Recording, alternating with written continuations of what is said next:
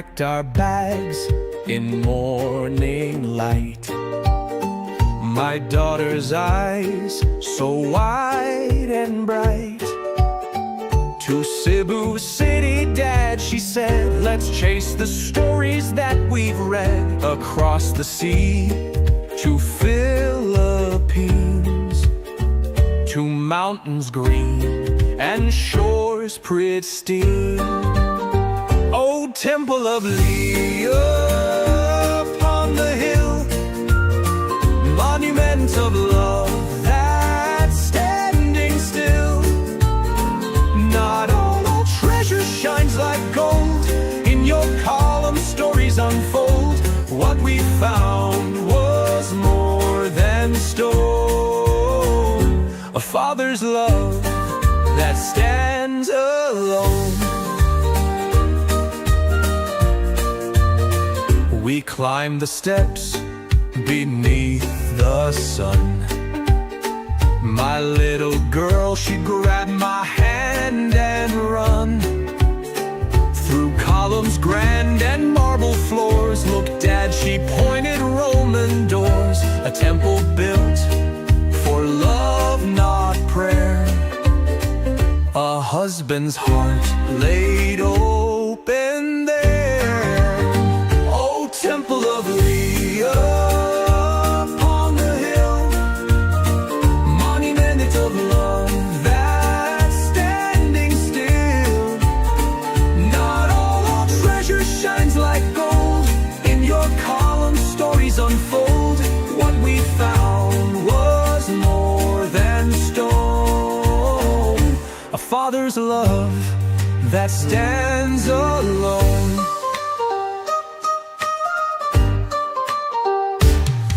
Some treasures can't be held or sold, more precious than the finest gold. In time that passes, moments caught, the greatest gift that can't be bought.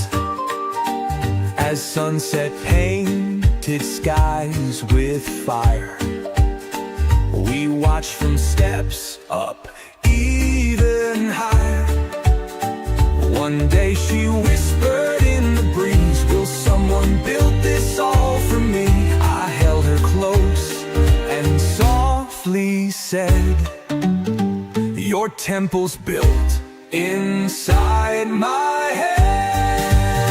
Final love, Lea upon the hill, monument of love that's standing still. The treasure found was clear to see, not in stone but between you and me. What we found was more than shown. A father's love to call our own.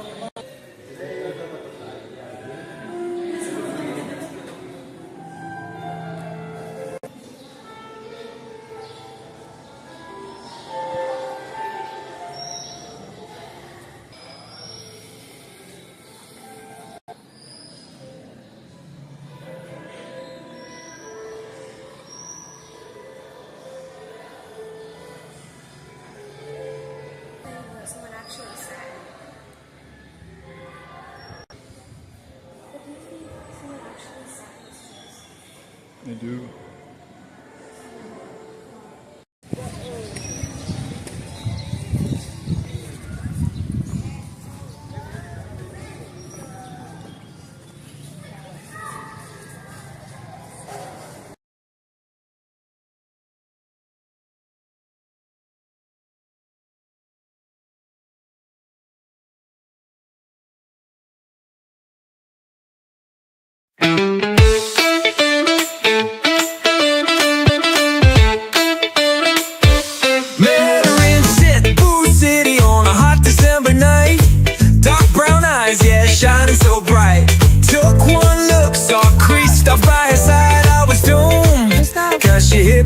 smile like a typhoon. But she said, you ain't got no bunny flow. Better learn to eat bagoong, don't say no. Took me to the Turo spot, man. Now I'm sweating from the spice, begging for a fan. Ooh, she's got me lost in translation. Love is sweet but full of complication. I say, my heart keeps it, she just laughs at me. Guess love's a game in the Philippines.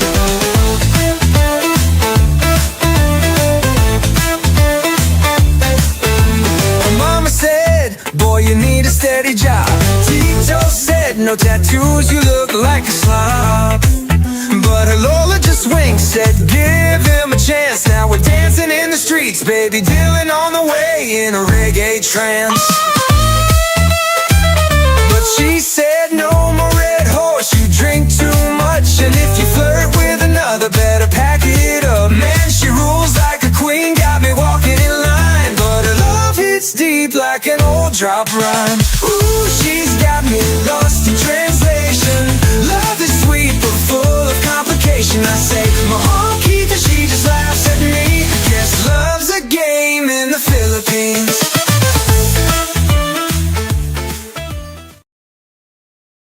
Welcome to Disruptarian. I'm Ryan Thompson, and today we're covering a tragic story that reminds us of the delicate balance between cultural exploration and personal safety. In the serene coastal town of Cebuco, Philippines, the life of 26-year-old American YouTuber Elliot Eastman was forever changed on the night of October 17, 2024. 4 armed men, disguised as police officers, forcibly entered his residence and abducted him, leaving behind a community in shock and a family desperate for answers. Eastman's journey began with hope and adventure when he left his hometown of Hinesburg, Vermont, to build a new life in the Philippines. Through his YouTube channel, Elliot Eastman, he shared his daily experiences and documented his love story with his Filipino wife. His content painted the picture of a man deeply immersed in and respectful of his adopted culture.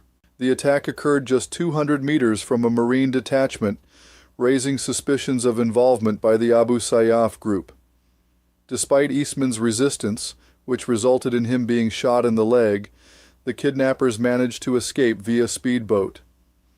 The incident has sent ripples through both the local and expatriate communities, prompting a joint investigation by Philippine authorities and the FBI. The investigation revealed a complex web of relationships and local dynamics.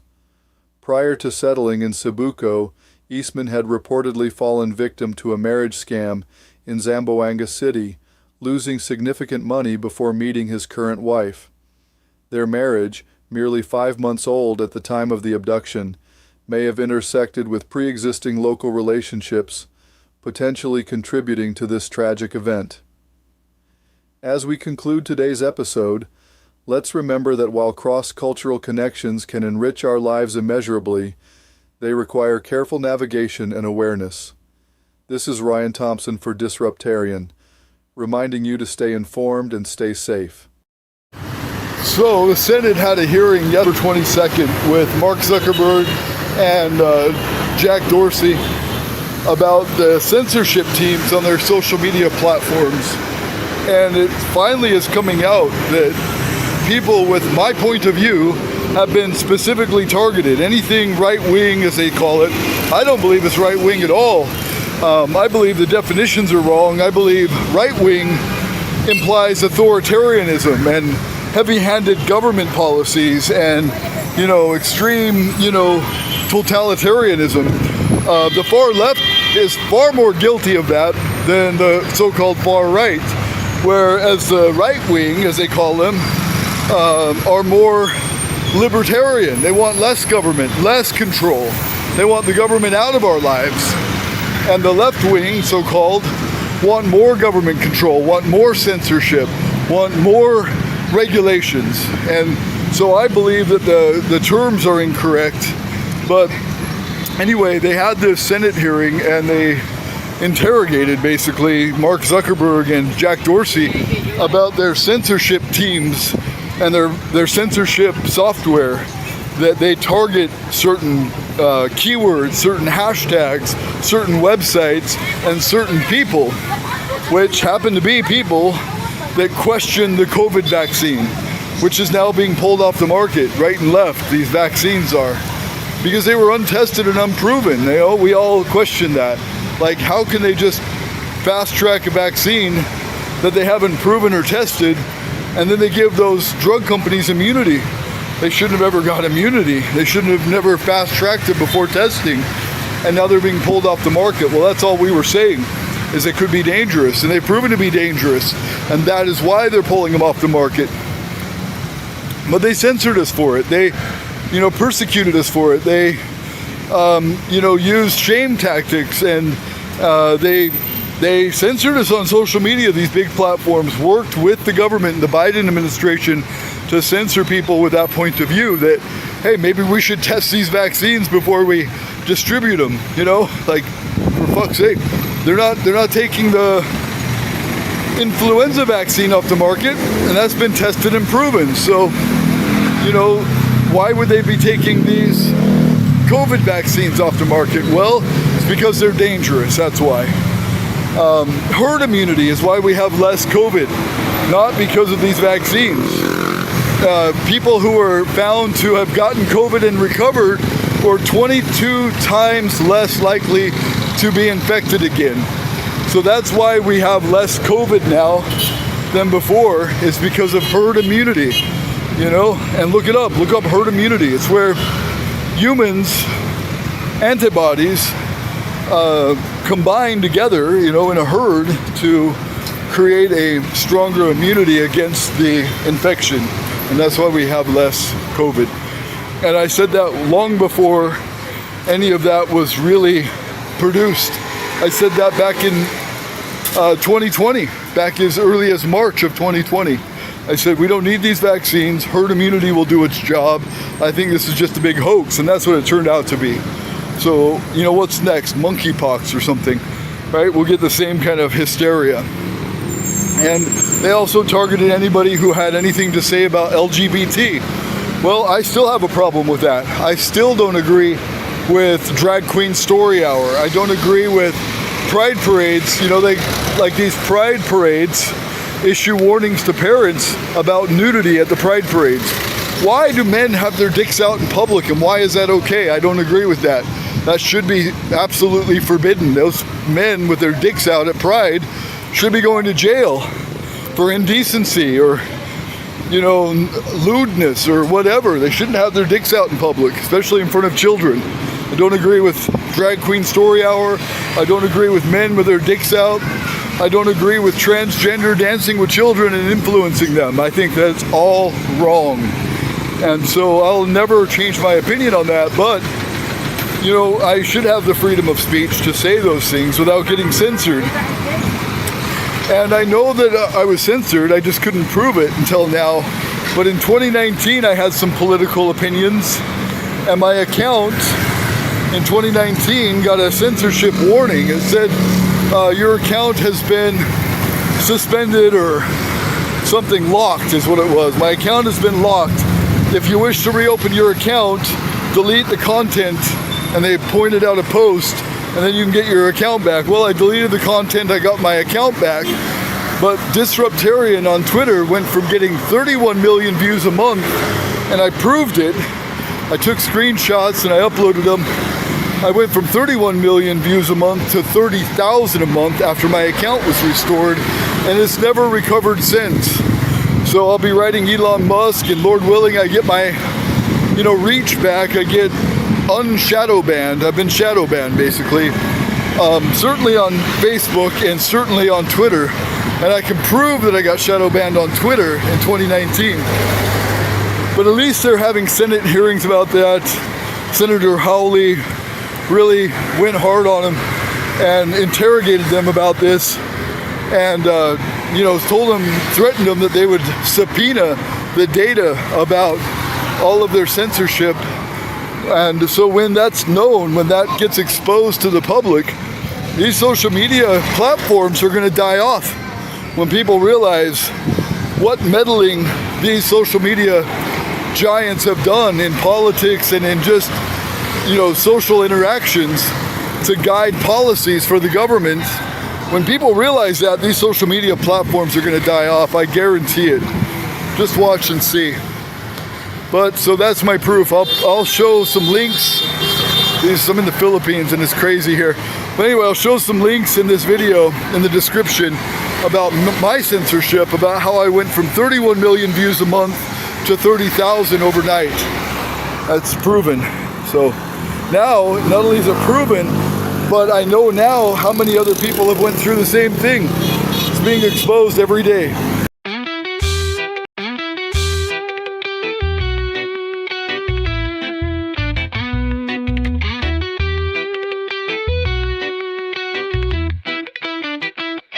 Well, I woke up this morning, couldn't tell my left from right.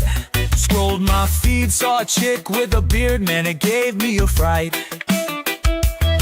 Now don't get me wrong, love's a vibe, and I got room for the wild.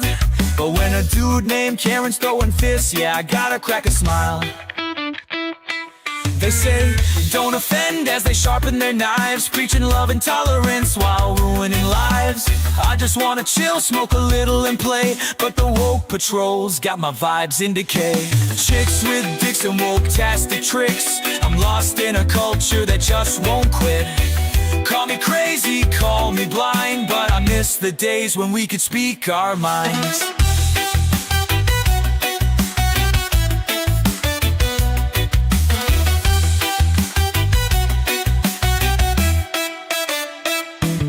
There's a rainbow flag flying high down the street. Good vibes till they cancel my tweet.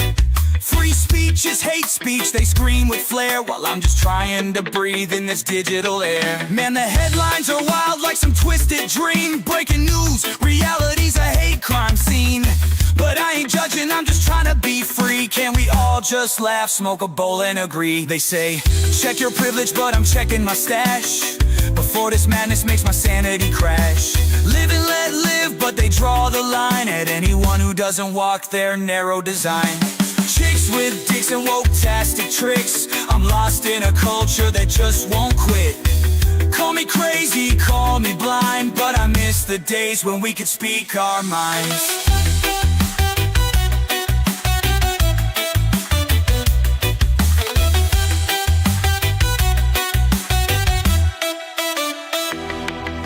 They're tearing down statues, rewriting the past, telling me my jokes are an oppressive blast. I'm all for inclusion, man, let's all be cool, but don't chain my brain with your thought police rules.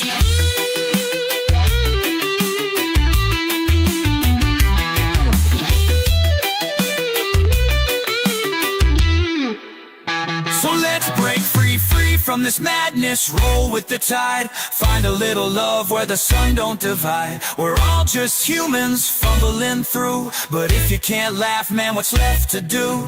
Chicks with dicks and woke-tastic tricks. Let's stop the war, man, and get back to the riffs.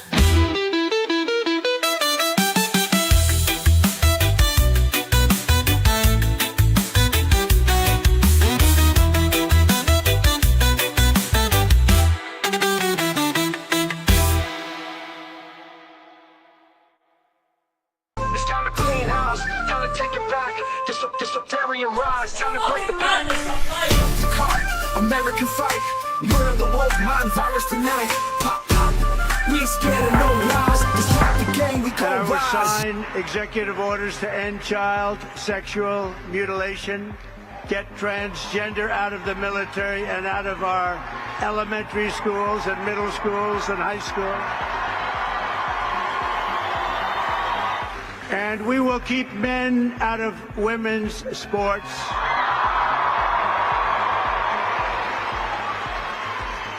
And that will likewise be done on day one. Should I do day one, day two, or day three? How about day one, right?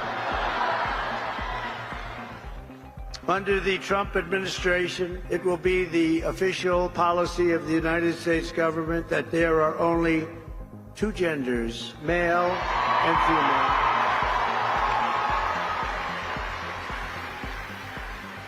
Doesn't sound too complicated, does it?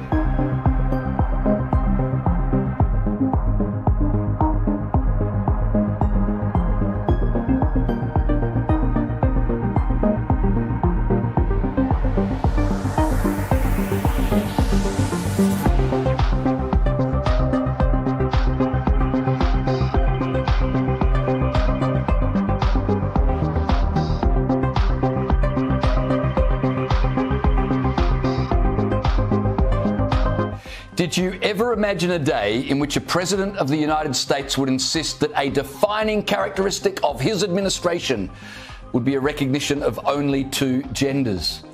And did you ever imagine a day in which a crowd would cheer a president for daring to say no more than there are men and there are women?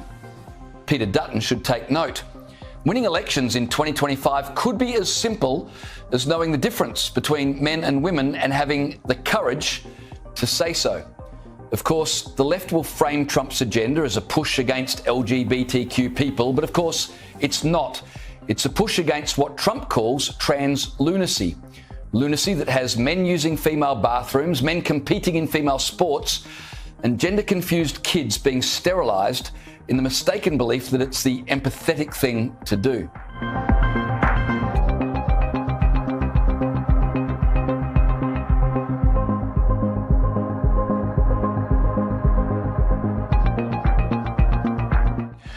That Trump's speech will be seen as controversial is a sign of just how far Western thought has fallen. But maybe we're on a slow path back towards common sense. On January 20, common sense will have entered the Oval Office and the world will have returned to biological facts. Now, if only we could have some of that in Canberra. The fucking madness of life!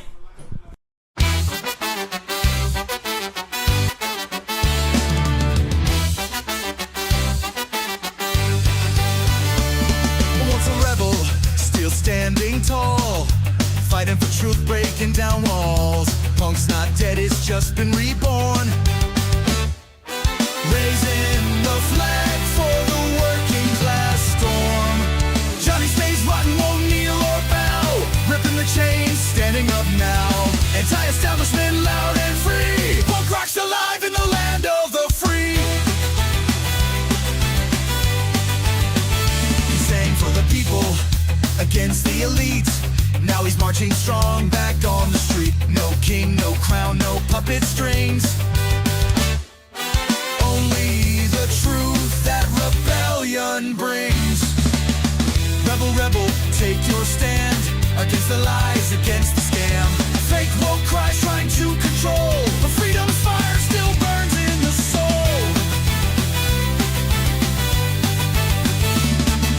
Johnny stays rotten, won't kneel or bow. Ripping the chains, standing up now. Anti-establishment, loud and free. Punk rock's alive in the land of the free.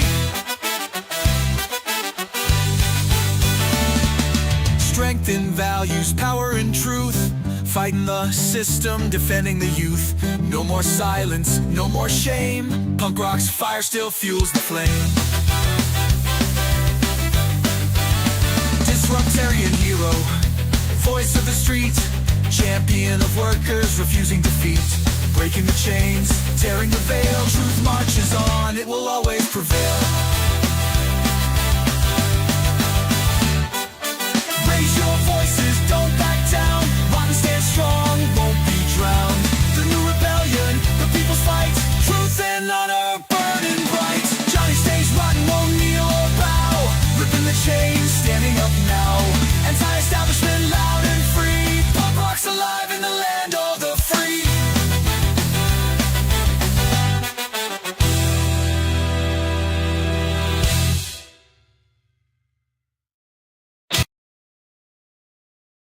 Oh, set the sail and catch the breeze. We're Welcome bound to Disruptarian for Radio. I'm your host, Ryan Richard Thompson.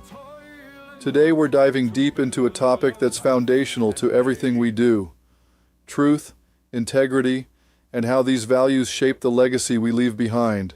I'm excited to be joined by two fantastic guests who bring unique perspectives to this conversation. First, We have Dylan joining us from Scotland, an accomplished author of both self-help and historical nonfiction books, as well as a captivating public speaker. Thanks for having me, Ryan. It's great to be here. And joining us from the Emerald Isle is Ashlyn, a content creator and fellow podcast host who's been making waves with her show about parenting in Ireland. Delighted to be part of the conversation, Ryan. Today, we're going to explore how truth and integrity serve as the bedrock of our personal and professional lives, and why these values are more crucial than ever in our current digital age. We'll be sharing personal experiences, discussing the challenges of maintaining integrity in a world full of misinformation, and exploring practical ways to build a legacy that stands the test of time. You know, since 2011, I've been on what I'd call a mission, developing and advancing truth detection technology through my company, Veracity Integrity. It's not just a business venture, it's really become my life's work. That's fascinating, Ryan.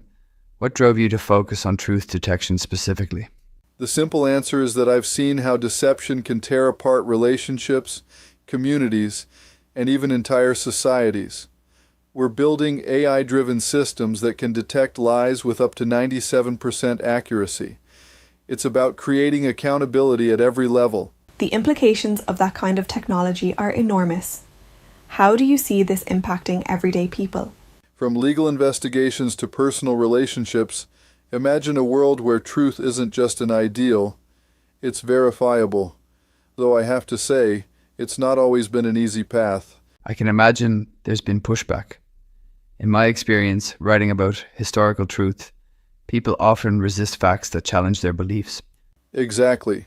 The resistance comes not just from individuals, but from entire systems that benefit from ambiguity around truth. But here's what drives me.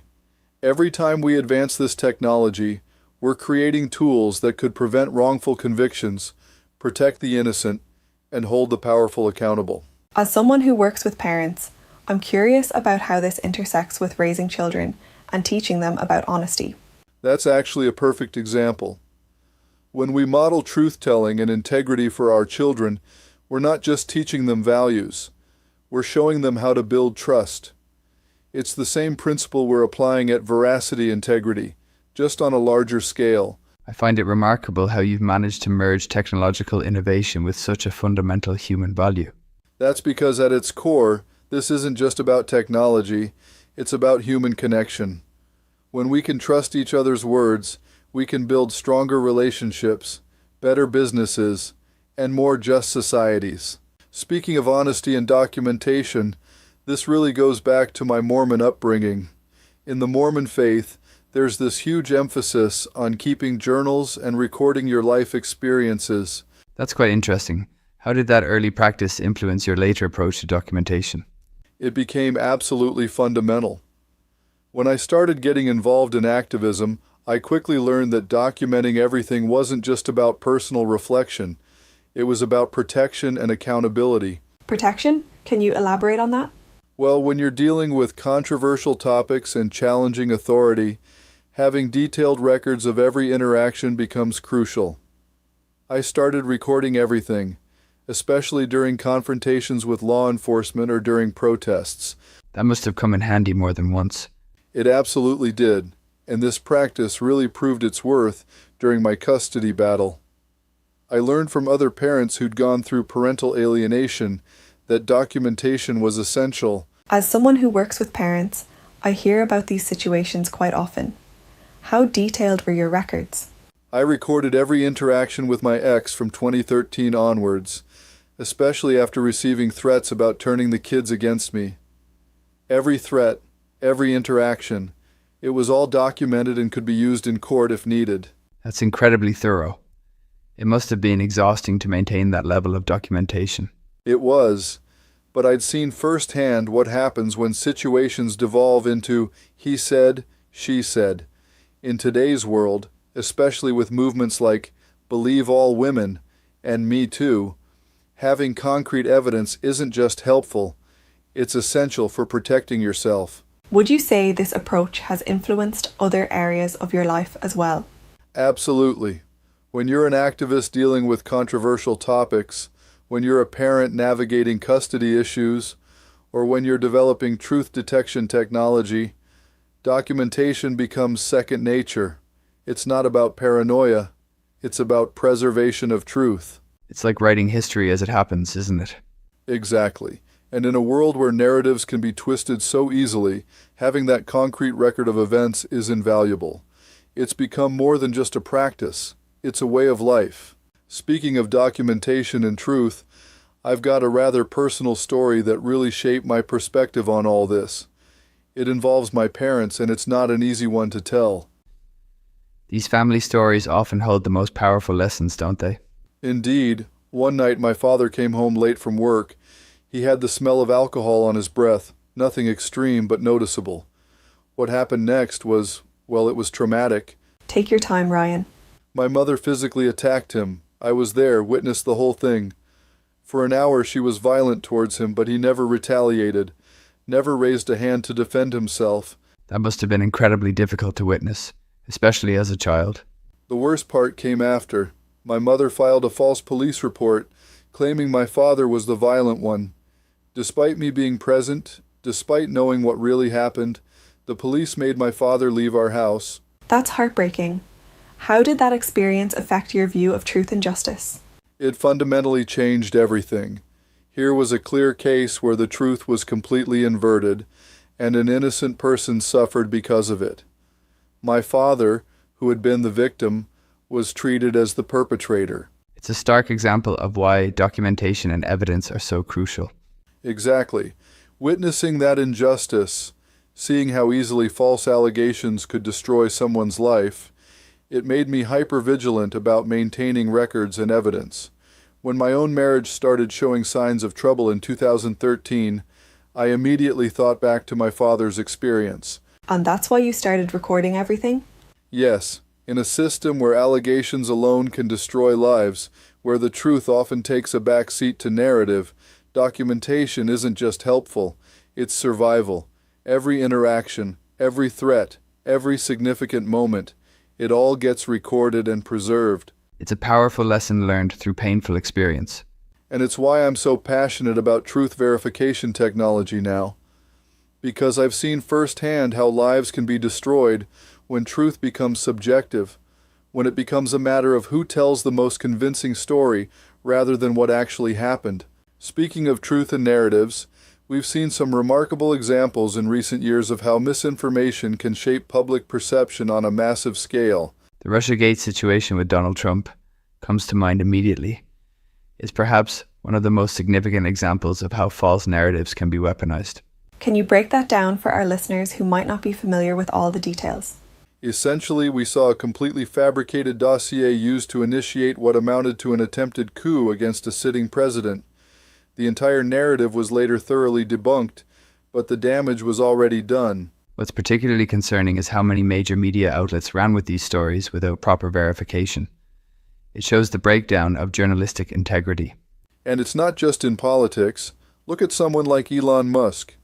He's constantly battling false narratives and allegations simply because he challenges certain established viewpoints. It seems like we're living in an era where truth is increasingly determined by whoever has the loudest voice or the biggest platform. Exactly. And what's particularly dangerous is how fact-checking has become weaponized. Instead of serving as a tool for verification, it's often used as a means of censorship and narrative control. I've seen this in my research as an author. There's often a stark difference between what primary sources tell us and what makes it into the mainstream narrative.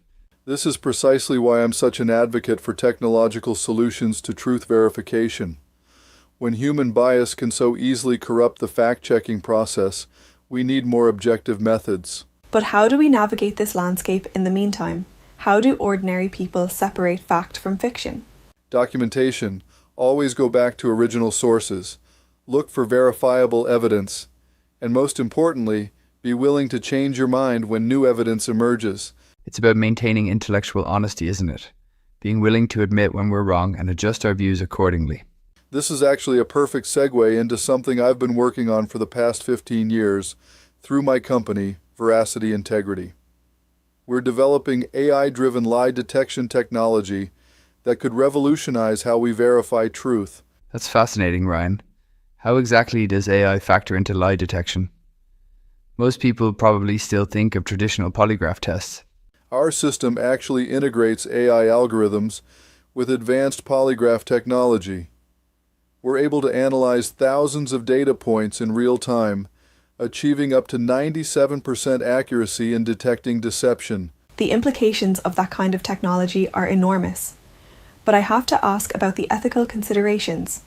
How do you address privacy concerns? That's a crucial question, Ashlyn.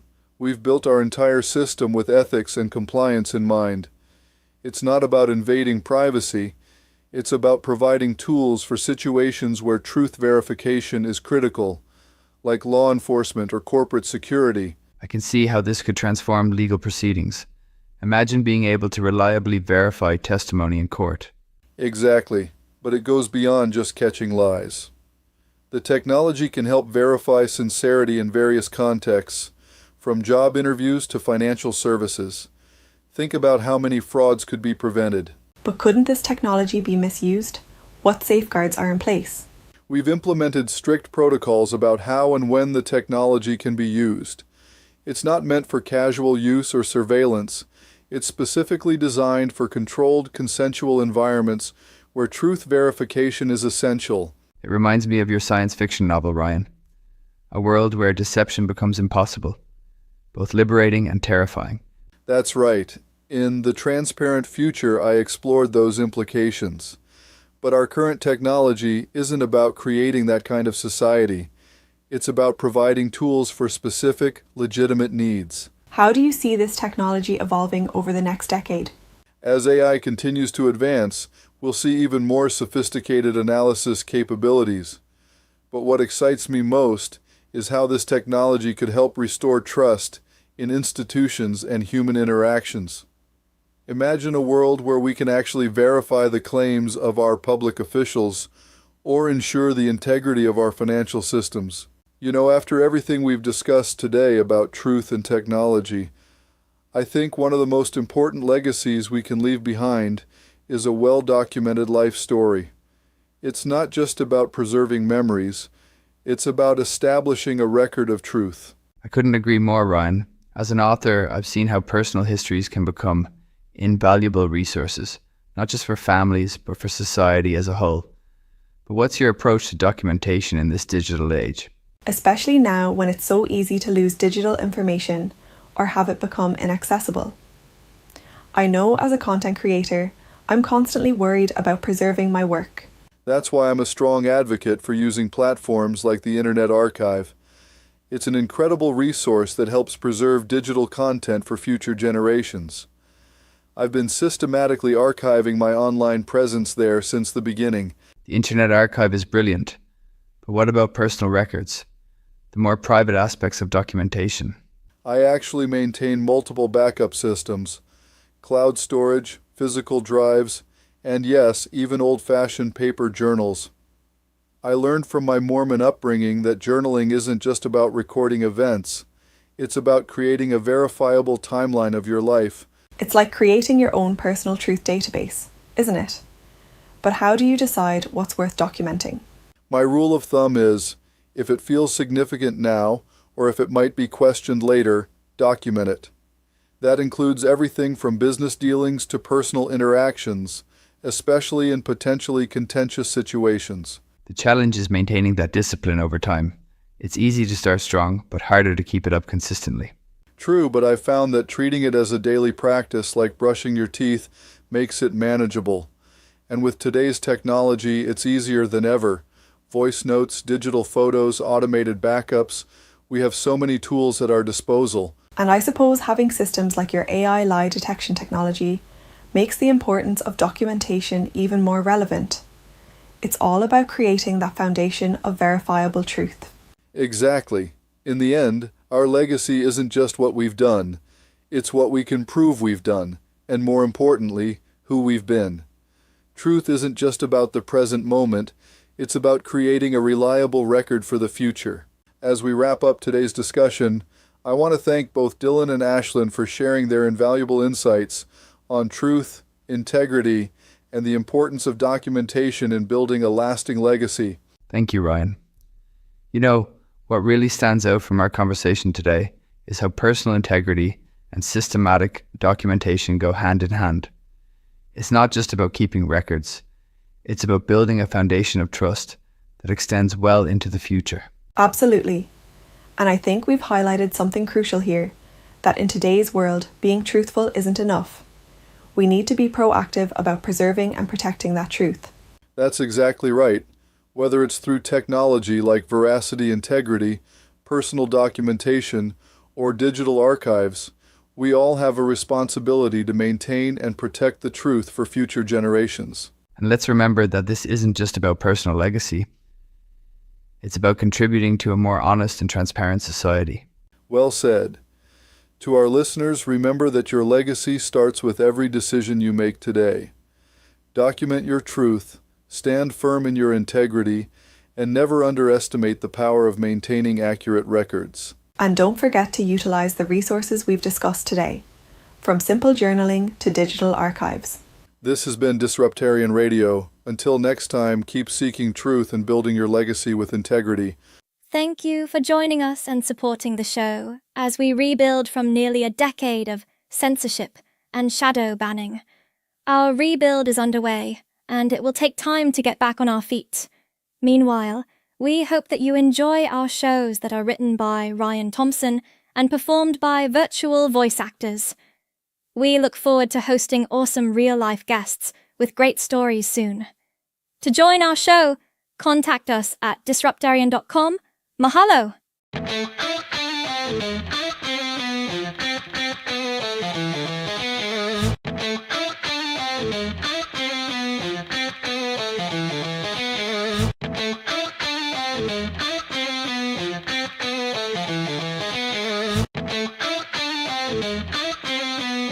Been trying. You couldn't fire somebody if they were horrible, doing a terrible job for robbing, stealing, hurting people. You couldn't do anything. And now you can say, you're fired. You're fired. You're fired. You're fired.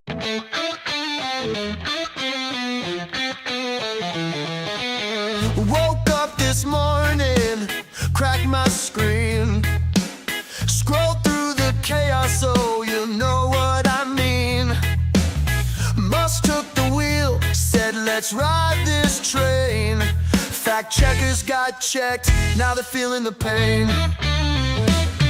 Marky Z was next, trying to save some face. Tossed the woke patrol right out of the place. No more flags, no more bans for my dead memes. It's like the internet just woke up from a bad dream. Oh, freedom's ringing, yeah, it's loud and clear. Elon lit the spark, now we're all out of fear. Zuck played the game, didn't wanna be late. Now the fact check mafia's sealing their fate. Fact checkers got wrecked and I just got hired. Social media's free, man, no more liars. Elon's laughing, Zuck's chasing the trend. Looks like Big Brother's time's at an end.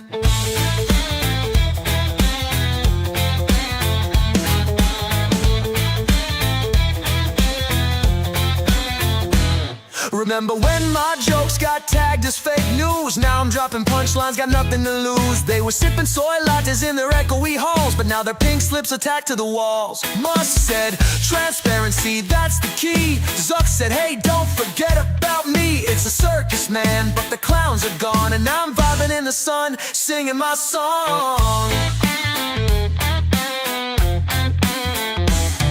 Censorship's dead, long live the truth. I'm smoking to the rhythm, just enjoying the proof. Algorithms flipped and the tide is turned. The fact check bridge has officially burned. Fact checkers got wrecked and I just got higher. The tweets are uncaged, setting the wire. Elon's laughing, Zuck's in the race. Freedom's rolling through cyberspace.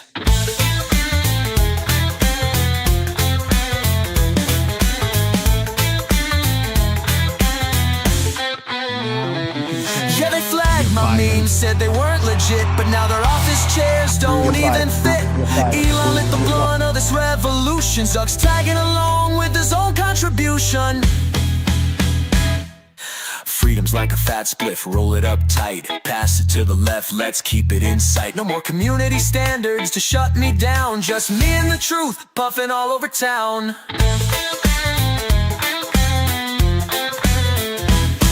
Fact checkers got wrecked and I'm flying high. Under Musk's blue sky, man, I'm touching the sky. Zuck's on board, but he's late to the show. The tide of freedom's got a righteous flow. Fact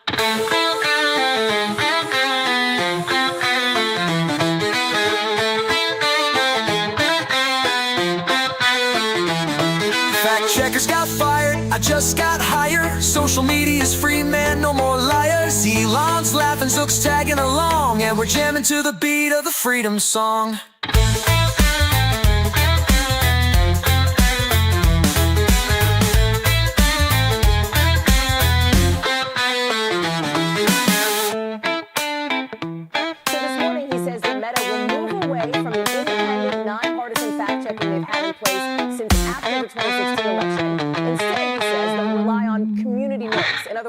Users putting out context. This is similar to what X is doing.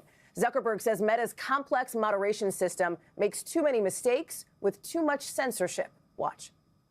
The fact checkers have just been too politically biased and have destroyed more trust than they've created, especially in the US. And that's not all. Meta also plans to get rid of restrictions on topics like immigration and gender, and to move their content moderation team from California to Texas, among other things. You referenced the timing. This is all happening less than 2 weeks before President-elect Trump is sworn in. And as Zuckerberg and some of these other tech titans appear to be looking to make inroads with the incoming administration. After Mr. Trump's win in November, Zuckerberg, remember, traveled to Mar-a-Lago. His company donated $1 million to the Trump inaugural fund.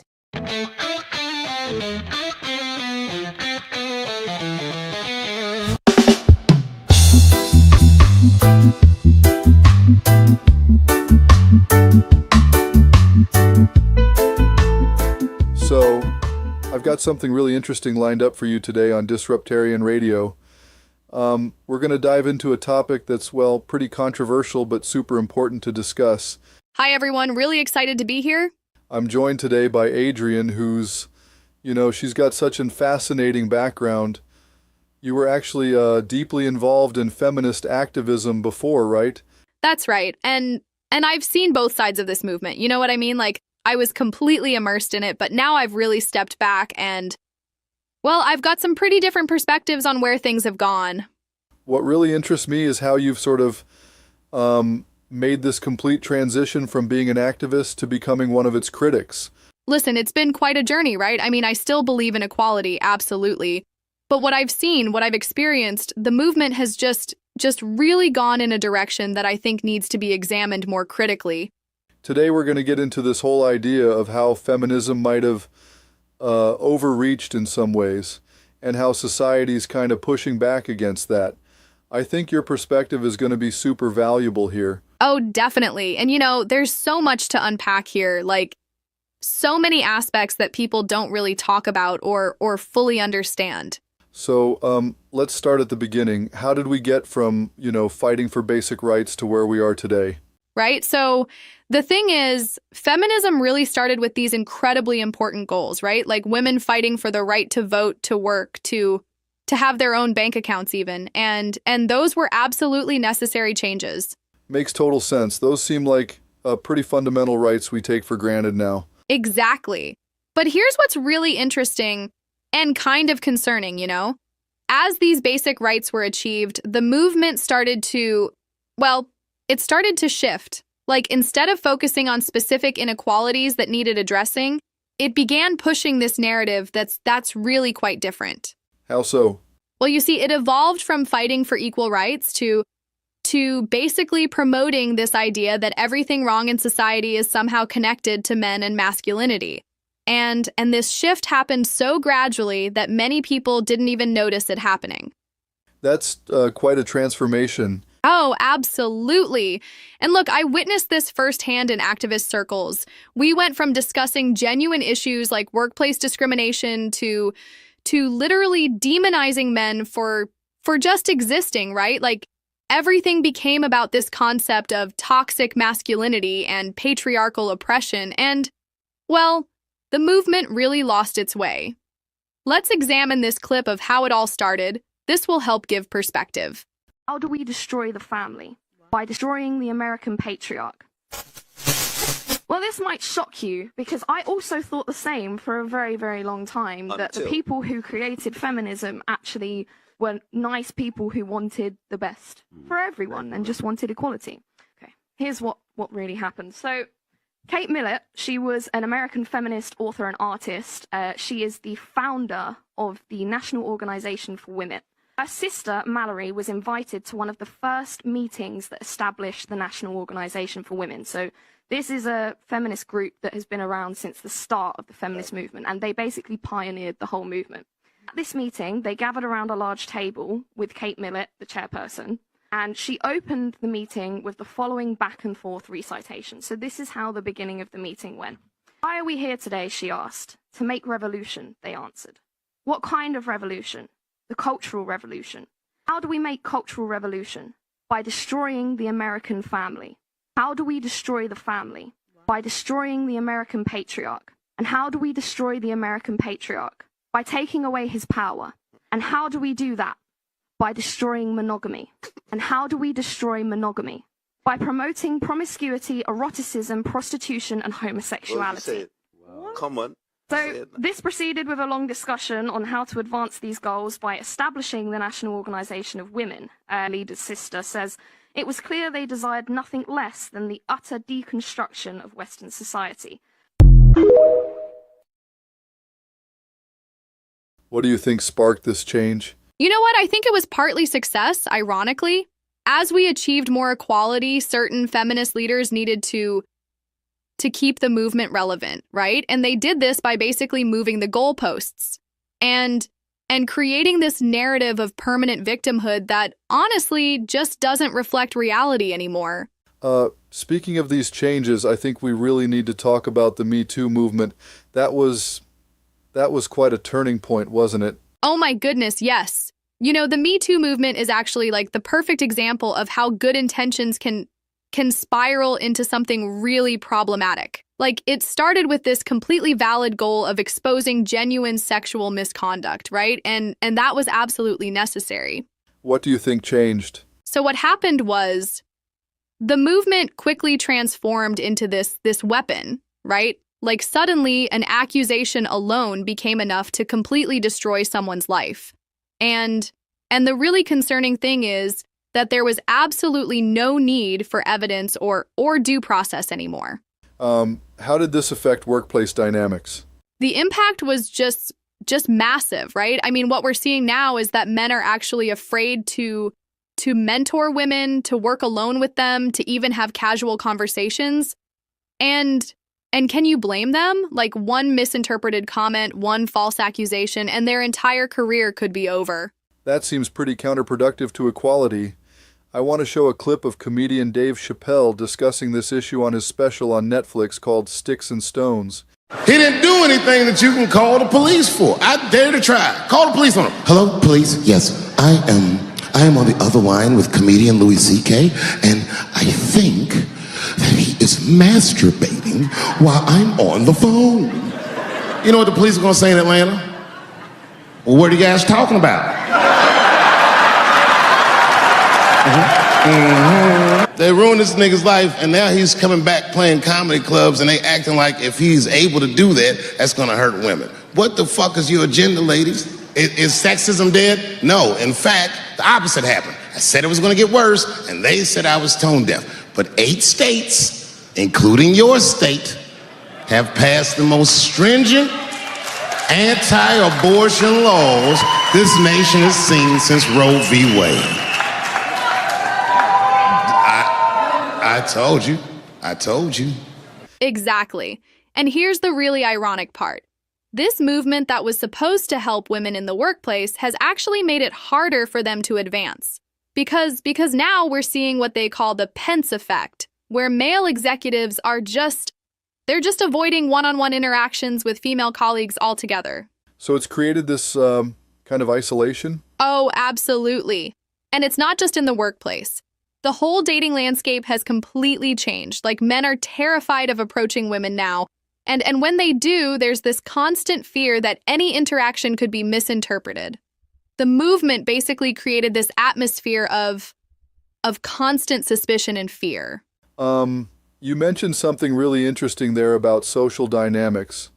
I've been seeing a lot of discussion lately about how certain feminist circles handle disagreement. Oh, Oh, yes. And this is actually something that's really, really fascinating from my experience in the movement. Like, there's this whole pattern of social aggression that's become, completely normalized. And what we're seeing is this incredibly sophisticated system of social control.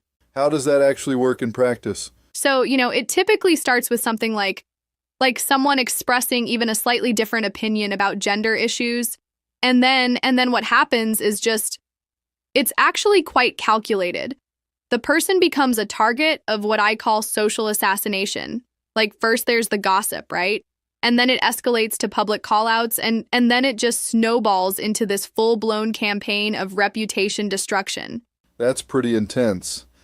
I actually procured a clip by Jordan Peterson about this type of character assassination, and it is very interesting. Let's have a listen to this interview. But violence often pops up in your work as something you think drives things. That I think you've said in relations between men are regulated by a background threat of force, and in a sense that's why men have difficulty with women. Is it really? No, that's why men have difficulty with women who are completely out of control. But who should control women? Well, other women themselves, men, society, just like everyone is controlled. I mean, you're controlled by society, I'm controlled by society, and thank God for that. I mean, funny. I mean, you described yourself as a liberal earlier, and I think a liberal doesn't think that a society controls women or men. Well, let's say regulates. I'm a psychologist as well. But what is an out-of-control woman? What is this creature? How do we know when we met one? Well, I'm sure that you've met women in your life that acted towards you in a bullying and detestable manner. It's very difficult for women to cope with that because they don't have any real recourse. And female bullying can be unbelievably vicious. And usually that takes the shape of reputation destruction, innuendo, and gossip. It's well documented. It's very difficult to defend. But men do it too, but men no. But the patterns, disproportionately women, in your view, or not? Sorry. Yes, disproportionately women. That's what the data indicate. I mean, if men where is the data on innuendo and gossip? Well, it's among antisocial behavior among adolescents. It's a well-documented field. So, because people look at aggressive and antisocial behavior in women and in men. And in women, it tends to take the expression of innuendo, gossip, and reputation destruction. And in men, it tends to take the form of outright physical aggression. There's a whole literature on that. It's not a surprise to anyone. This has been known for 30 years. I mean, the rates of antisocial... I think the idea of the female gossip probably predates 30 years. Well, it does. By a long time, but that doesn't make it gospel, but really, people does it? No, it doesn't. But people have looked at how women express... Look, women have to express aggression somehow unless you're willing to say that they're not aggressive. They tend not to do it physically, not to the degree men do, so they use other channels.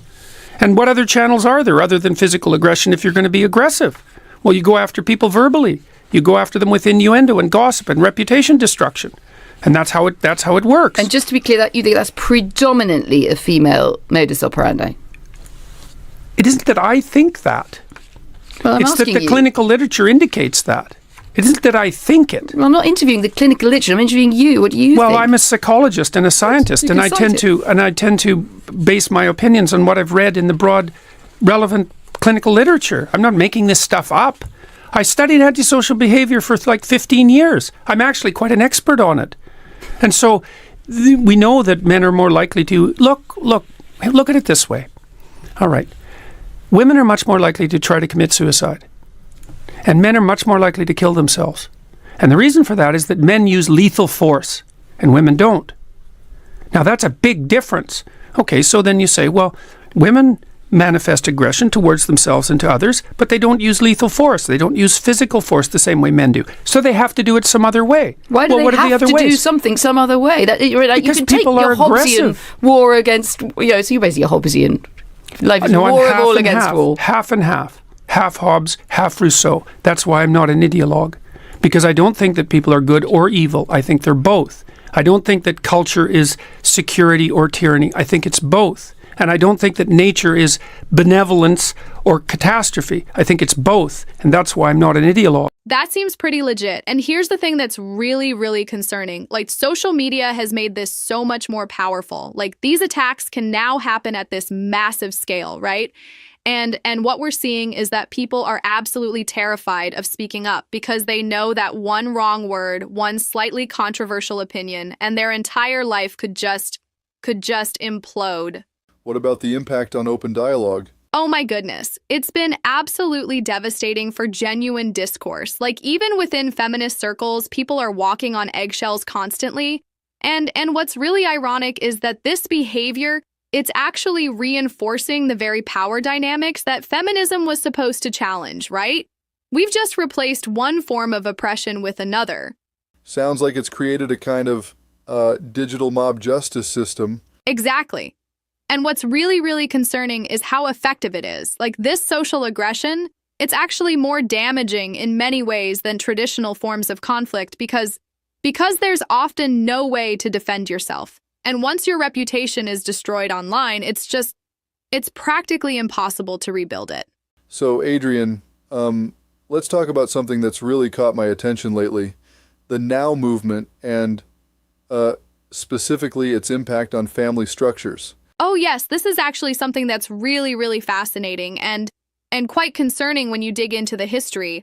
You know, a lot of people don't realize that the National Organization for Women, under Kate Millett's influence, had this incredibly radical agenda from the very beginning.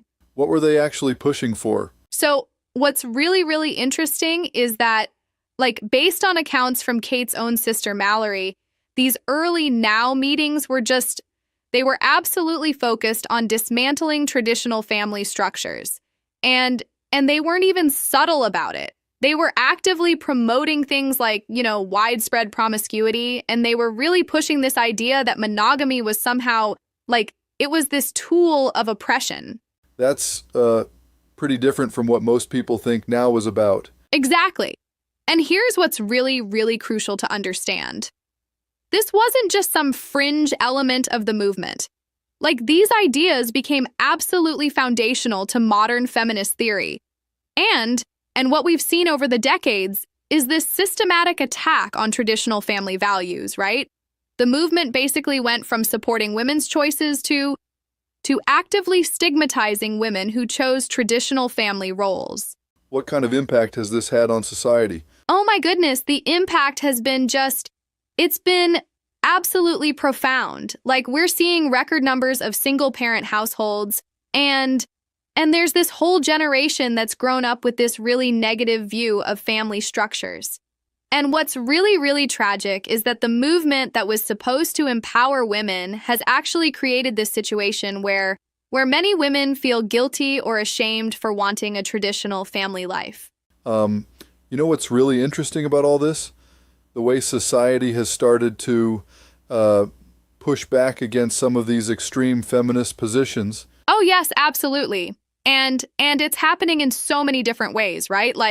One of the most notable areas is actually in the workplace, where we're seeing this really, really significant shift in how companies handle these situations now. What kind of changes are you seeing? So what's really, really fascinating is that companies are now implementing these much more balanced policies, right? They're putting in place very specific protocols for handling accusations, and they're making sure there's actual evidence before taking action. And what's really interesting is that we're seeing more protection for both sides now. You know what I mean? That seems like a pretty big shift from where we were a few years ago. Exactly. And there's this whole other aspect that's it's really gaining momentum. We're seeing this rise of men's rights advocacy that's actually being taken seriously now. They're bringing attention to things that they were completely ignored before. Things like false accusations, custody battles, and mental health support for men. How is this playing out in the legal system? So there's been this really, really interesting development in the courts, right? We're seeing more judges who are actually demanding solid evidence before just accepting accusations at face value. And what's particularly fascinating is how defamation laws are being used more effectively now to protect against false allegations. Are there any specific examples you can share? Oh, yes, absolutely. So, take the Johnny Depp case, right? That was it was absolutely groundbreaking because it showed that men could actually stand up and defend themselves against false accusations. And what's really, really significant is that it's not just about celebrity cases anymore. We're seeing this ripple effect throughout the entire legal system, where due process is it's becoming absolutely essential again. So after everything we've discussed today, I'm really curious about where Where do you think we go from here? You know what? I think we're at this really, really crucial turning point right now. Like, we absolutely need to acknowledge that the original goals of feminism were incredibly important, right? Equal rights, equal opportunities. These are things that we should all support. And how do we balance that with preventing the kind of extremism we talked about? So I think the key is really about finding this middle ground, right? Like, we need to create spaces where we can have these honest conversations without, and this is really important, without immediately jumping to accusations or cancellations. And what's really fascinating is that we're actually starting to see this happening in some communities. What makes you optimistic about the future? The thing that really, really gives me hope is that more people are starting to understand that equality isn't about tearing anyone down, right? It's about lifting everyone up. And what we're seeing now is this growing recognition that men and women actually need to work together to create positive change. Like, we're finally moving past this adversarial approach, and that's just, it's absolutely crucial for real progress. That's really powerful stuff. Thank you so much for sharing your insights with us today on Disruptarian Radio. Thank you. And I just want to say one final thing. The future of gender relations isn't about winning or losing. It's about finding that balance where everyone can thrive, and that's what we should all be working towards, right? Thank you once again for tuning in to Disruptarian Radio. We are rebuilding from the rubble of censorship and shadow banning over the last 10 years. We still notice that the promise of Meta to dismiss fact-checkers has not been honored, and our Meta outlets on both Facebook and Instagram are getting fact-checked, aka censored. So we will continue on, but we expect slow growth. Your participation is invaluable, and we want to send you our love for your support.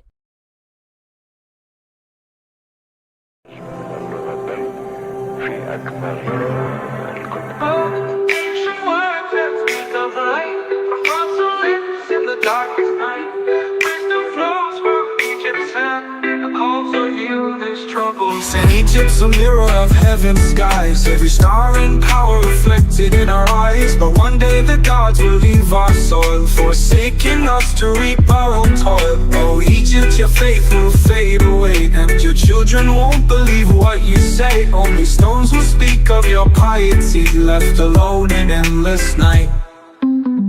God's prophecy, a warning clear, darkness over light draws near. But from the ashes we can rise if we awaken and open our eyes. Heed the call, break Babylon's chains, the spirit lives even through pain. No one will gaze up to the stars, he said, where the wise are scorned, the wicked lead. The soul and its truth mocked and denied, while empty voices fill the sky. In that age the earth will weep, the seas will sicken, the land will sleep.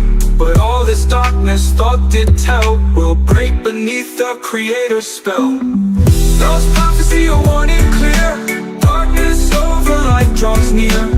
But from the ashes we can rise if we awaken and open our eyes. Heed the call, break Babylon's chains, the spirit lives even through pain. No one will gaze up to the stars, he said, where the wise are scorned, the wicked lead. The soul and its truth mocked and denied, while empty voices fill the sky. In that age the earth will weep, the seas will sicken, the land will sleep. But all this darkness thought did tell will break beneath the Creator's spell. Those prophecy a warning clear, darkness over light draws near. But from the ashes we can rise if we awaken and open our eyes. Heed the call, break Babylon's chains, the spirit lives even through pain.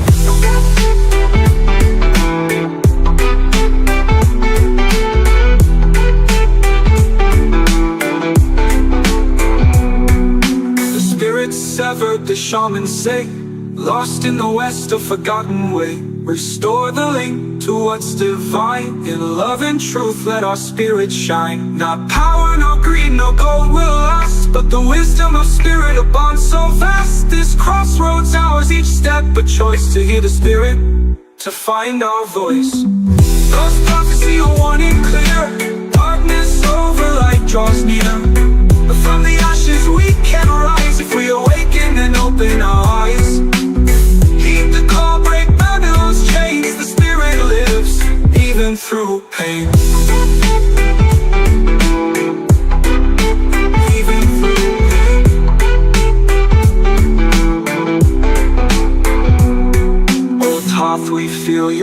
ancient call to lift our hearts and prevent the fall. Change begins with each small deed, a world reborn from love's own seed. In this bright garden let children play, a planet restored in God's own way.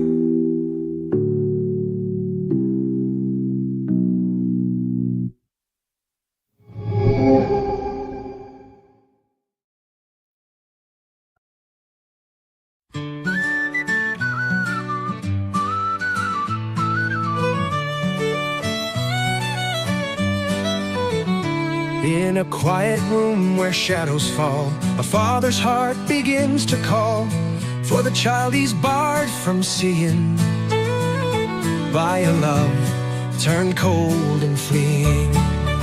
She holds the power, wields the pen, keeps his child away again with lies as sharp as a winter's frost.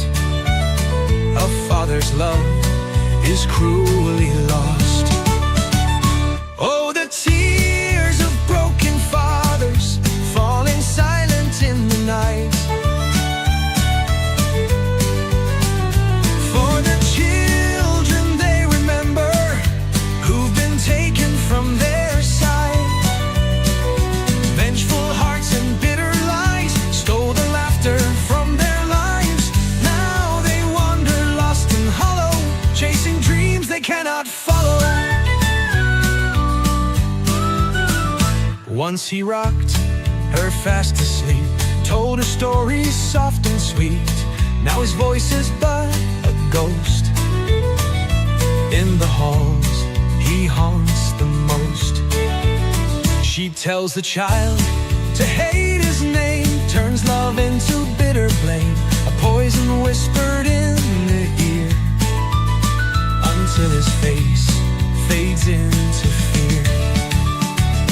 Oh, the tears of broken fathers falling silent in the night. For the children they remember who've been taken from their sight. Vengeful hearts and bitter lies stole the laughter from their lives. Now they wander lost and hollow, chasing dreams they cannot follow. Courtrooms cold and stark, his words fall flat, his hope grows dark. Justice blind but never kind leaves him aching, left behind. With every day the distance grows, another piece of him erode. Some cannot bear the weight they hold, choose the night forever cold. No letters come, no calls are made. A father's love is cruelly stayed by hands that twist, the heart to break, by memories they cannot take. Oh, the tears of broken fathers falling silent in the night. For the children they remember who've been taken from their sight. Vengeful hearts and bitter lies stole the laughter from their lives. Now they wander lost and hollow, chasing dreams they cannot follow. So raise a glass to those who fight for children kept beyond their sight, and whisper prayers for those who fall in silent rooms where shadows call. This is a call out to those with influence, those with a vote. Those with a vote and those lawmakers with a heart, please see fit that both parents get to be a part of a child's life.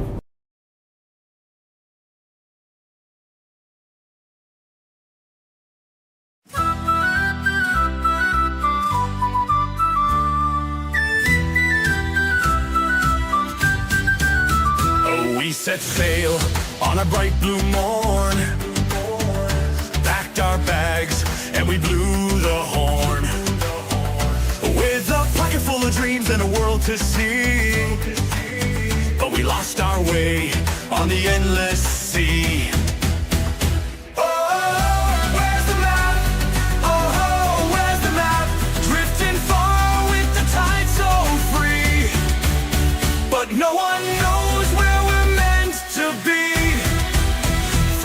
London town to the streets of Rome, down to Rio where the wild winds roam. Climbed up high to the peak so steep, but the way back home, well, it's buried deep. Oh, where's the map? Oh, where's the map? Round the world and back again, but someone lost it in the wind. So hoist the sails and take my hand. We'll find our way across the land. Lost or found, we're moving fast. No map needed, make the moment last. Let try drums and bass drop, stop and beat kicks in. So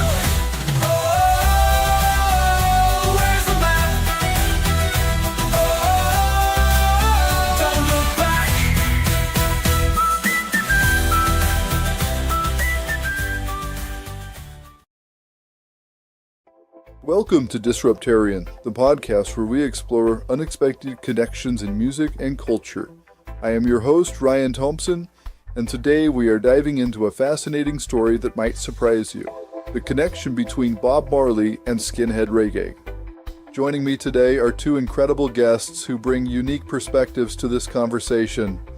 First, we have DJ Sarah Collins, who runs a fantastic ska and reggae show in Bristol, England. Sarah, thanks for being here. Thanks for having me, Ryan. Really excited to dig into this topic. And with us is Rich Dickey Garvey Banton, who's been part of the skinhead scene for 35 years and runs the Spear blog, that's Skins and Punks Everywhere Against Racism. Dickey, welcome to the show. Cheers, mate. There's so much misconception about this piece of history, so I'm glad we're talking about it. When most people think of Bob Marley, they picture dreadlocks, Rastafarian culture, and laid-back reggae vibes. But there's this incredible connection to British working-class culture and the original skinhead movement that many people don't know about. Today, we're going to unpack that story. Let's start by clearing up some misconceptions about skinhead culture. Dickey, you've been in the scene for 35 years. Can you tell us about the authentic roots of this movement? Right. So the original skinhead culture emerged in the late 1960s, and it had nothing to do with the racist nonsense that came later. We were working class kids, black and white together, united by the music and the fashion. The style actually came from Jamaican rude boys, the suits, the boots, the close-cropped hair. That's something I've always found fascinating in my research for my radio show. The skinhead movement was actually one of Britain's first truly multicultural youth movements, wasn't it? Exactly right, Sarah. We'd all meet up at the same clubs, listening to the same music. Jamaican immigrants were bringing over these amazing records: ska, rocksteady, early reggae. That's what we danced to. That's what brought us together. So this was really a fusion of working-class British and Jamaican immigrant culture? Absolutely. In places like Bristol, where I'm based, you had these blues parties and clubs where young people from all backgrounds would come together. The music was the universal language. The thing people need to understand is that back then, if you were working class in Britain, whether you were black or white, you lived in the same neighbourhoods, went to the same schools, faced the same struggles. The skinhead culture was about pride in who we were, not hatred of others. And the fashion itself tells that story. The clean-cut look was about taking pride in your appearance, even if you didn't have much money. The music was about celebrating life despite the hardships. It's quite different from what many people associate with the term skinhead today, isn't it? That's what breaks my heart, mate. What we had was something special, something unified. The racists who co-opted the look later on, they took something beautiful and tried to destroy it. But they never managed to take away the truth about our roots. Let's talk about one of the key figures in this story, Desmond Dekker. Sarah, as someone who plays his music regularly on your show, can you tell us about his influence? Desmond Dekker was absolutely massive. Israelites was the first Jamaican-made record to hit #1 in the UK, but it wasn't just about the charts. His sound, his style, it really resonated with working-class Britain. I remember the first time I heard 007, Shantytown. That rhythm, that energy. It was like nothing we'd ever heard before. And the way he dressed, that sharp suit look, it really influenced the skinhead style. What's really interesting is his connection to Bob Marley. Many people don't realise that Decca actually helped Marley get his start in the industry. Can you elaborate on that connection? Well, both of them worked at the same studio, Studio One. Decca was already established when Marley was just starting out with the Wailers. He saw something in Bob, helped him make those crucial early connections. And you can hear that influence in Marley's early recordings. Songs like Simmer Down have that same driving rhythm, that same urgency that Decca was known for. The impact on British youth culture was huge, wasn't it? Massive. When Decca sang about rude boys and street life in Jamaica, somehow it perfectly captured what we were feeling in the concrete jungles of British cities. It was like he was telling our story too. And that's what made skinhead reggae so special. It wasn't just about dancing. Though the music was incredibly danceable, it was about connecting with these stories of struggle and survival. So Decca really helped pave the way for reggae in Britain? Without a doubt. He opened the door that Bob Marley would later walk through. But more than that, he helped create this amazing cultural exchange between Jamaica and Britain that changed both countries forever. Now let's focus on Bob Marley's early work and how it connected with the skinhead movement. Duppy Conqueror became huge in 1970, didn't it? Oh mate, that track was absolutely massive in the scene. The rhythm, the message, it just spoke to us. When Marley sang about conquering his demons and standing up against oppression, that resonated deeply with working class kids. The production on Simmer Down is really interesting too. It's got that classic skinhead reggae sound, much faster and rawer than his later work. You can really hear the influence of the earlier ska and rocksteady styles. What people often forget is that these songs weren't written specifically for skinheads, but they just naturally connected with our experience. The themes of standing up for yourself, of unity, of overcoming hardship, that was our life.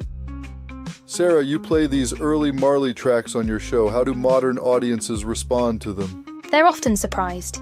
Most people know the later, more laid-back Bob Marley, but when they hear these early tunes, they can't believe it's the same artist.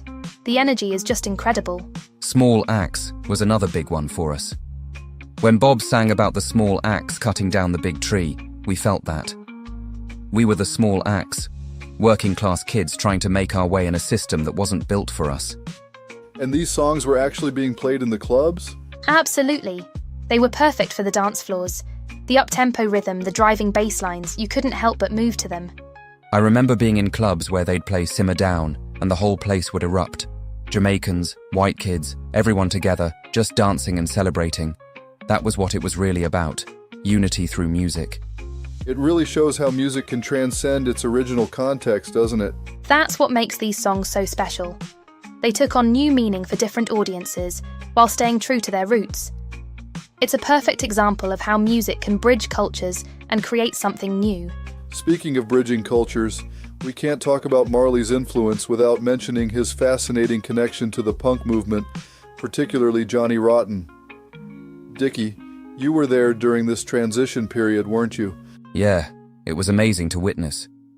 You've got to remember that Johnny Rotten was actually a traditional skinhead before the Sex Pistols. He never lost his love for reggae, and that influenced how punk developed. The musical cross-pollination was incredible. Many people don't realise that Punky Reggae Party was actually written after Marley went to some punk shows in London. He saw the same spirit of rebellion he recognised from Jamaica. That's right. The song name-checks The Damned, The Jam, The Clash, all these punk bands. But what's really interesting is how natural that connection felt. Both scenes were about standing up against the system. Tell us more about Punky Reggae Party.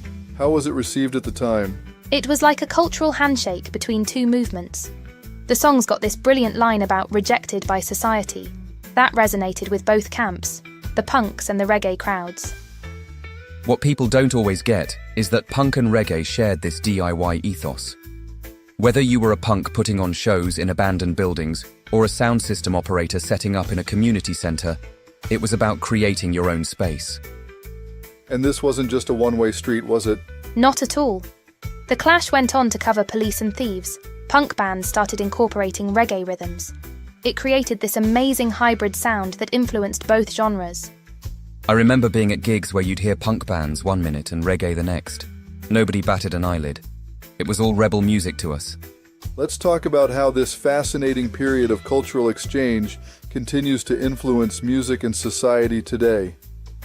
Sarah, from your perspective as a DJ, do you see these echoes in contemporary music? Absolutely, Ryan. The fusion we're seeing in modern music, whether it's grime artists sampling reggae classics or punk bands incorporating Caribbean rhythms, can be traced back to this era. I regularly play tracks on my show that demonstrate this legacy. The barriers between genres are more fluid than ever, and I think that's a direct result of what happened during the skinhead reggae era. What's really significant is how this period showed that music could bring people together across racial and class divides. In today's divided world, that lesson is more important than ever. The original skinhead movement was about unity, not division, and that's something we're still fighting to remind people about through SPEAR. It's interesting how this history challenges people's preconceptions, isn't it? Definitely. When I tell people about the multicultural roots of skinhead culture and its connection to reggae, they're often shocked. It completely contradicts the negative stereotypes that developed later. You know what's powerful? Young people discovering this history for the first time. I see it at events and online. They're amazed to learn about this period of genuine cultural unity. The music still resonates because the messages about struggle, resistance, and hope are still relevant. And let's not forget the sonic influence. The production techniques pioneered in reggae, the emphasis on bass, the way of using space in music, all of that has filtered down through dance music, hip-hop, even contemporary pop. Do you think this story has special relevance for today's social climate? More than ever, mate. It shows how shared experiences, like working-class struggle, can unite people across racial and cultural lines.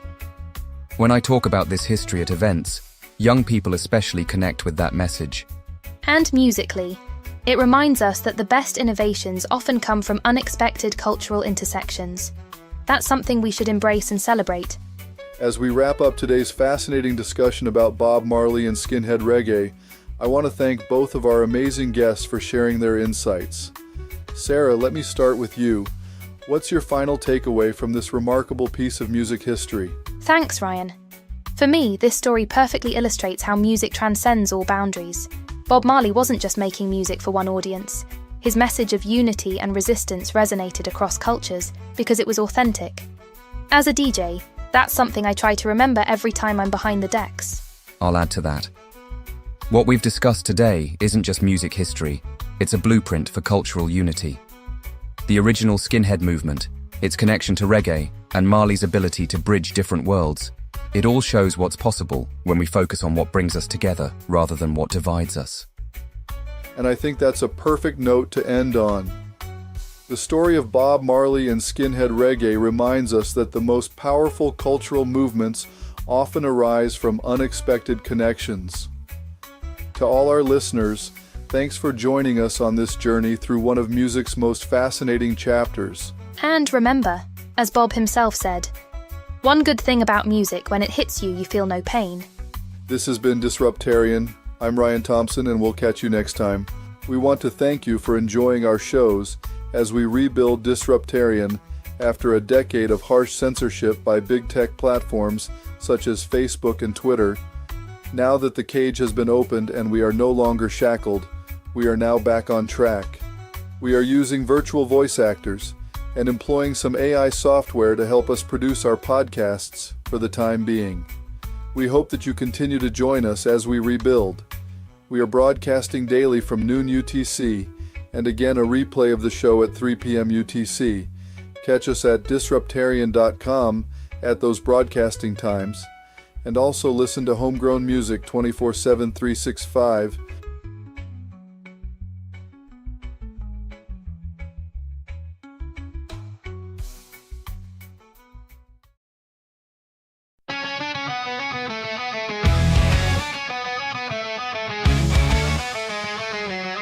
In a small town island where the hills touch the sky, the man named Jack Donovan with glint in his eye, the friendliest soul you'd ever meet. But crossing once, you'd feel the heat. He'd tip his hat and share a grin with a heart of gold beneath his skin. But beware, my friend, don't test his fire, or you find yourself in a world of fire. Jack Donovan, rest in peace, you old bastard. A man couldn't have a better friend, with a love for dogs more than men.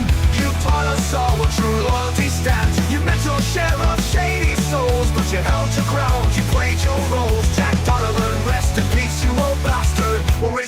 to you till the end. Dogs are better than people, he'd often say. He don't lie or cheat, they won't betray. He'd seen the worst of what men can be, but he never let it take his dignity. With a royal hound always by his side, he'd walk the town with quiet pride. A friend to all, but a foe to few. Jack knew the difference and so did you. Jack Donovan, rest in peace, you old bastard. A man couldn't have a better friend. With a love for dogs more than men, you taught us all what true loyalty stands. You met your share of shady souls, but you held your ground, you played your roles. Jack Donovan, rest in peace, you old bastard. We'll raise a pint to you till the end.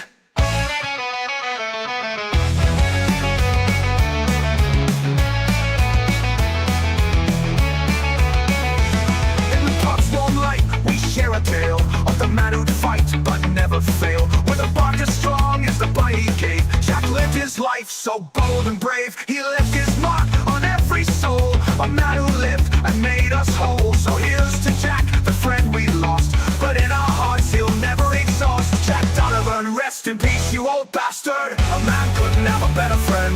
With a love for dogs more than men, you taught us all what true loyalty stands. You met your share of shady souls, but you held your ground, you played your roles. Jack Donovan, rest in peace, you old bastard. We'll raise a pint to you till the end. So here's to Jack, the man of the hour, who showed us strength, who showed us power. In every bark, in every growl, we'll hear your voice, we'll wear your scowl. Jack Donovan, rest in peace, you old bastard. In our hearts, your fire won't ever end.